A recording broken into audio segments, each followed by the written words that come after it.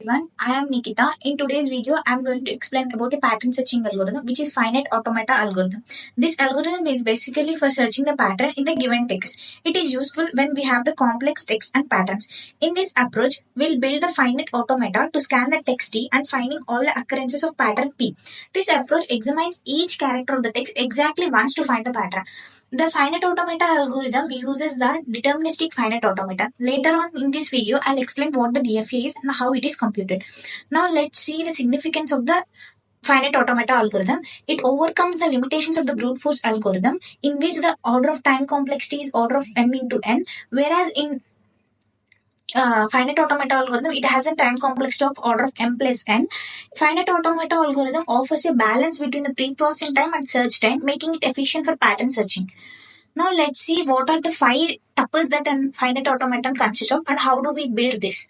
The finite automata consists of 5 tuples, which are Q, which is a finite set of states. Q naught, it is a start state. A, it is a set of all the states and is a subset of Q.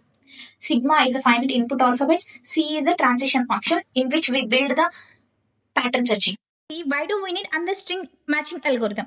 We need another string matching algorithm because if we want to search for short string, then we have a naive algorithm. If we want to search for a long input, we have a BMH algorithm. If we want to search for a small and repetitions are likely to occur, then we have a KMP algorithm. These algorithms are good at performing matching or finite length strings. But what if we want to search for something more complex, such as non-finite regular expression? Then we need this kind of finite automata. Now let's see how this algorithm works. This algorithm consists of 2 main parts: constructing the finite automaton, searching for matches. In the step 1, constructing the finite automaton, we'll initialize the finite automaton, defining its transition function. In this step, we'll define the transition function and its table and process the pattern P to create the automaton. In step 2, searching for matches. Once the finite automaton is constructed, it is used to search for matches of the pattern P in the text. String matching automaton. For every pattern P, there exists a string matching finite automaton. Let's take a pattern P of length m and text T of length n, where length of the pattern is less than or equal to the length of the text. The length of the pattern is directly related to the number of states the string matching DFA has. The state corresponding to the first character is the start state, while the state corresponds to the last character match is the only accept state. In order to perform the string matching, first we have to build the DFA, which is done by generating the transition table. Now let's see that. The transition table is generated by this code. Let's examine what each line of this code does. In this code, line 1 assigns the length of the pattern to the variable m. The number of states will be determined by the value of m.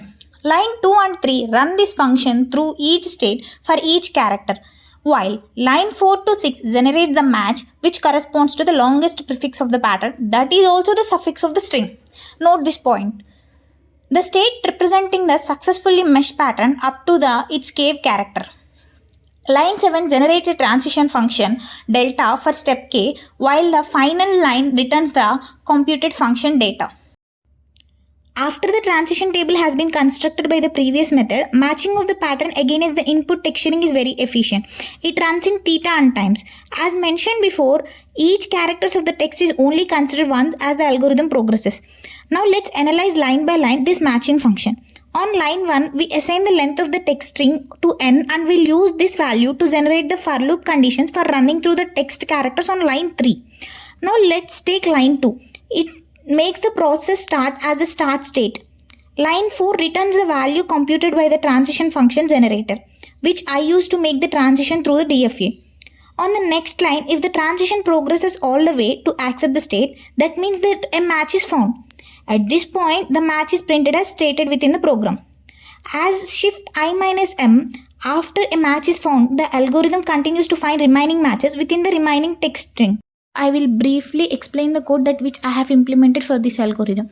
In this code, I have used getNextState function to get the next state based on the current state and the input character. This function iterates from the largest possible prefix of the pattern to the smallest and check if it's also a suffix. If found, it returns the length of the prefix. If not, it returns 0. Next, I have used a compute_tf function to create the transition function table. As I have said earlier, we have to first create the transition function table. This function builds the transition function table, which represents the finite automata for the given pattern. Next, search function. As I have said, matching function in the previous. Now I have used search function to match the pattern, and this function performs the pattern search in the given text using the finite automata. It initializes the current state to 0 and iterates through each character in the text. For each character, it updates the current state based on the transition function. If the current state reaches the final state, it prints the index where the pattern is found in the explain you an example. Here in the given example, we are given a pattern P which is equal to AB C plus AB. Here C plus means that after the first two characters A and B, the pattern is allowed to contain two or more number of C's before the first AB occurs. Okay, now let's check if this pattern exists in the given text T or not.